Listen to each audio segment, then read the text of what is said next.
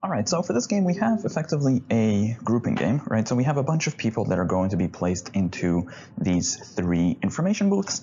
No sequencing that we care about, so really it's kind of a one-to-many game, right? Each person is going to go in exactly one of these booths. So we're going to set it up accordingly. We're going to have the three booths running across the top, which happen to be O, R, and V.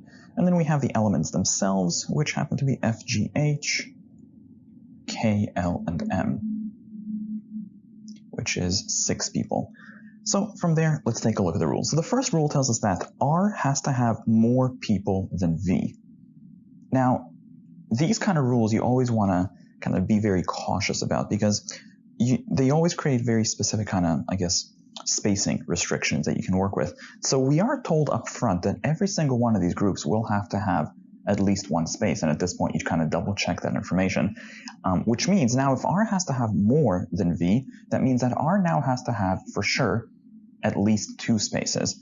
Now at this point it might be worth kind of thinking about the possible distributions of spaces for these positions, because arguably speaking, I guess one question would be, could we possibly have 2 people going into V? Because if V gets 2 people, then R is going to have 3 people, which now brings us up to 5, which does still work because O would then have just the one person, but that would lock. So in other words, if V gets 2 people, it's going to lock out the spacing completely, because then V is going to have 2, R gets 3, O is stuck with 1. Alternatively, of course, V could just be stuck with his 1, in which case R could have 2 or more. You could have arguably 3, maybe even 4 as well. So there's a lot more flexibility there. Worth noting though, V definitely can't have more than 2, because if V gets 3 people, then R would have to have 4, and that already pushes us way past 6 people. So I guess right away we already know that the spacing here is a little bit limited in terms of what V can do. It's going to be either 1 or 2, and if V gets 2, then R ends up getting 3 and O gets 1, which locks the spacing, which would be great. Next. So the second rule tells us that neither F nor K can be assigned to visitors. So we can say that F, K cannot be with visitors. So I guess we can even leave a reminder here. F and K certainly both cannot go in that position. Next, neither G nor H can be assigned to the organizers. So we can say G and H cannot go to organizers. So that kind of puts limits on where these guys can go, but they're different people, so it doesn't limit anybody too restrictively. Lastly, we're told that G and M must be together. So the G and M will be together, which is actually kind of powerful because first of all, we definitely know that the GM block is not going to go here because G can't go there. In fact, we can add an M over here to the people that cannot go into the organizer slot. In fact, the GM block now becomes pretty powerful because it can really only go into one of 2 places. It's either going to go into here or it's going to go into there, right? And there, if we place it in visitors, that would be 2 people, which we said earlier would lock down the spacing, which is great.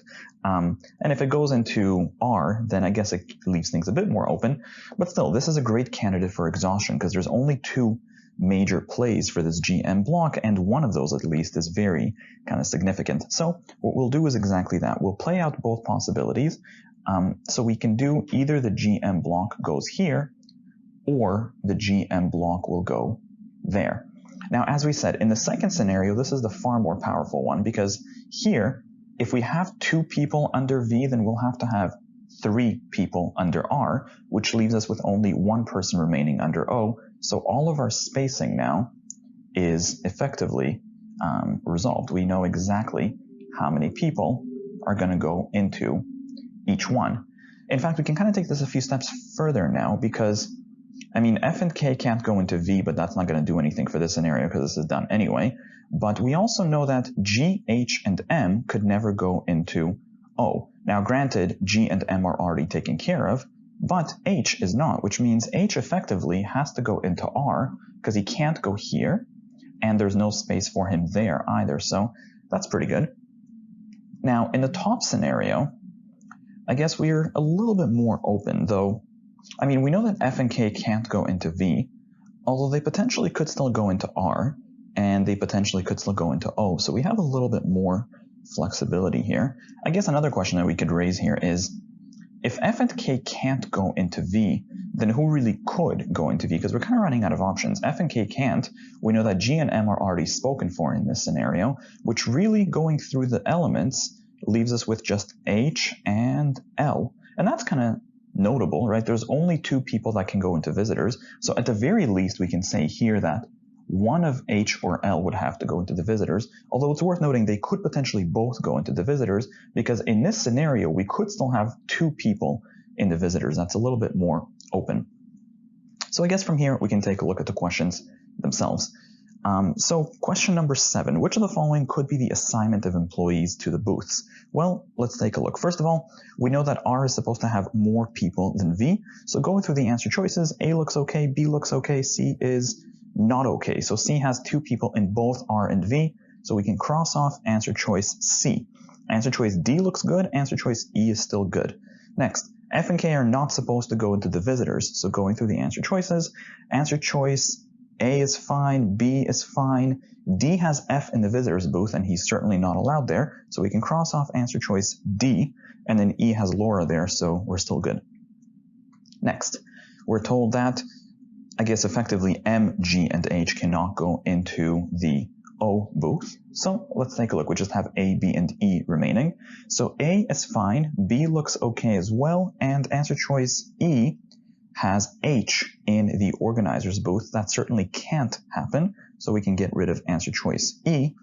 And lastly, the GM block is supposed to stay together. So between answer choices A and B, you'll notice that B breaks that because we have G and M separately. So that leaves us with answer choice A as the only viable answer for question number 7. Now, as usual, it's not a bad idea just to kind of plug that into the board just in case it comes in handy. So we can line that up. We have effectively K in the organizers, F, G, L, M under R, and then we have H under V. Next, so the first local question here asks number 8, if neither Frank nor Keisha are assigned, neither is assigned to the organizer's booth. So in this scenario, F and K effectively cannot go into organizers, except wait a minute, we already know that F and K are not going to go into the visitors. So if they can't go into visitors and they can't go into the organizers, in this scenario that means that F and K are going to have to go into R. Now, it's worth recognizing that if F and K are both in R, this is arguably still consistent with both of our exhaustive possibilities, right? That doesn't lock us down per se. So that's a little bit open still. But then still, I guess, what else can we figure out here? Can we do much more than that? Well, I guess one question is, if F and K can't go into organizers, it's worth noting organizers doesn't have a lot of options as well, right? Because G, H, and M are already out. And now we can't have F and K either because that was the rule, which means who really could go into the organizers? I guess that really just leaves us with L. L is the only person left, so L is definitely gonna go there. Beyond that, I guess the GM block, again, still can move around quite a bit, so these guys are still flexible. So I guess from here, let's take a look at the question. The question asks, which of the following is a complete and accurate list of the booths to which Laura could be assigned? And that effectively is really just, Laura has to go into the organizer's booth. So the best answer to question number 8 then is A. Next, question number 9. If more employees are assigned to the organizers than to the retailer's booth. So first of all, if we have to have more people in O than in R, then this will definitely lock us into the top scenario here, because in the bottom scenario, we figured out the spacing already, and that's definitely not going to happen, which means that if we have to have more people in O than in R, we have to fit into that top scenario where G and M will definitely go here. And if there's more people in O, then there's going to have to be 3 people in O, which really just leaves 1 person to go into the visitors. Now from here, now the spacing is locked down, so we can actually lock these guys in position. There's nobody else that can go into each of these. That does mean that since F and K, we know that they can't go into visitors, which means this is locked, so they're going to have to go into the organizer's booth. Can we do more than that? I guess who do we have left? We really just have, we have H and L. So we definitely know that one of H or L has to go into visitors, but it's worth noting H could never go into the organizers, which means that this will actually have to be L, and this will have to be H. So the question here now asks, Which of the following employees must be assigned to visitors? I guess that's taken care of. Visitors has to have H at the moment. The best answer to question number 9 is D. Next, number 10 is global. We'll come back to that one in a second. Let's take a look at question number 11. So 11 says, if H is assigned to a booth with exactly one other person. So for this scenario, we're going to basically have an H space block, but there's only 2 people there. It's exactly one other person. Now, right away, looking at our exhaustions, that pretty much tells us that this scenario is out of the question because here we have H with 2 other people, which means that if we have H with a single, it has to be the top scenario where G and M are going to go into the retailer's booth. So we can actually take that step further. We can say G and M are definitely going to be there. Is there anything else that we can do here? Well, we know that H has to be with only one other person, except we know that the H is certainly not going to go into the organizer's booth.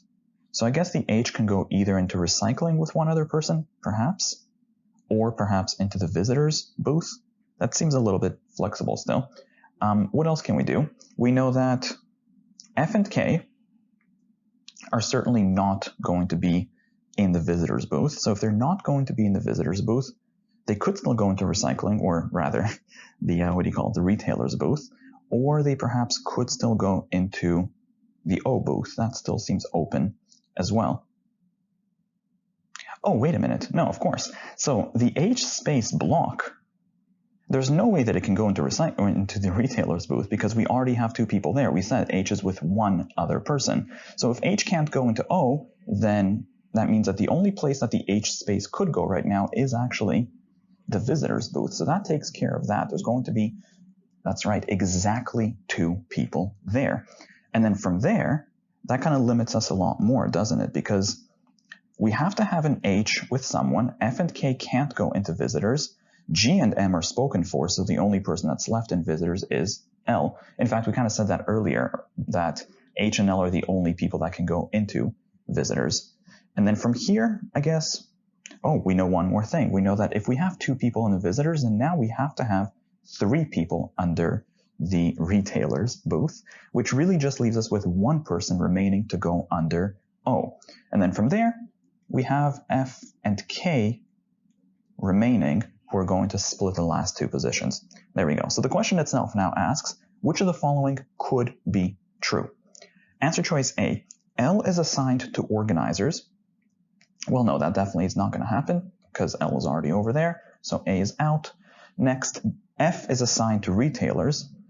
And that actually seems plausible. We could have an F or a K here. Let's hold on to this one. Answer choice C, H is assigned to the retailers. Could we do that? Nope, H is already under the visitors. Can we do L is assigned to retailers? Nope, already in visitors. Can we do G is assigned to visitors? No, that's already in retailers. So the best answer here is answer choice B to question number 11. Next, question number 12. If neither H nor L is assigned to the visitor's booth. So if we don't have an H or an L here, well, actually, before even doing this, it's worth recognizing, looking back at our exhaustions, that effectively would force us into the second scenario, because the top scenario, we have to have one of H or L there. So if we don't have an H or an L in visitors, that pretty much locks us into this situation where we have the GM block. In fact, we can't really do much more than that because that literally is the only thing that it does. If H and L are not in visitors, then it's going to be G and M, and the rest of this falls into place. So you know what, let's see what we can do with what we have. The question asks, which of the following now must be true? Answer choice A, F and L are assigned to organizers. It doesn't seem like we would know that. B, F and L are assigned to the retailers. Again, it doesn't seem like we would know that. C, G and M are assigned to retailers. That is actually dead wrong. Answer choice D, G and M are assigned to visitors. And yeah, there it is. G and M would definitely have to go into the visitors. So best answer here to question number 12 is D. Next, let's go back to our global questions. So number 10, first of all, how many of the employees are there, any one of whom could go into the organizers? So how many different people could go into organizers? Well, we definitely know that G, H, and M are certainly out of the question, so that's not going to work. So we can cross off answer choices E and D, because we definitely can't, we only have 6 people, so the most we can have in the organizers is really just 3. And then looking at the history, we've actually seen cases of K, L. In fact, we've seen cases of F, K, and L, which means that those 3 could definitely go into organizers. So the best answer to question number 10 is C. There are 3 people who can go into organizers. Lastly, number 13, which of the following cannot be the group of employees assigned to retailers? So we're just looking for what can't be a set of people who are in here. I guess we can use our exhaustive set here, right, since there's only 2 major plays. Let's see what we can do. Answer choice A. Could F, G, and M be in the retailers group?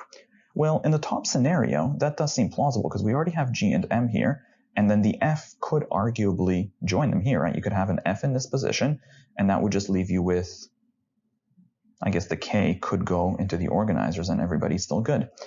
Answer choice B. F, H, K. Can we do F, H, and K in the retailers? Well, in the second scenario, we could seemingly fit the H there, and then F and K, there doesn't seem to be anything wrong with doing that, so that very much seems plausible as well. Answer choice C. Could F, H, and L go into the retailers? And again, in the second scenario, we already have H here. Could we also have F and L there as well? That would mean that we're left with K who goes here, which again seems very plausible, so I don't see why not. Answer choice D, F, K, L. Can we make that work? Actually, no, you'll notice that that wouldn't, because that doesn't fit either of our templates. In the top scenario, you have to have G and M there, which this obviously doesn't. And in the bottom scenario, you have to have an H there, which this obviously doesn't, which means this doesn't fit into either of our templates. And we know that these are exhaustive, right? No matter what happens, we have to fit into one of those 2 templates, which means number 13, answer choice D, is correct. F, K, and L could not be the complete list, the list of people who go into R.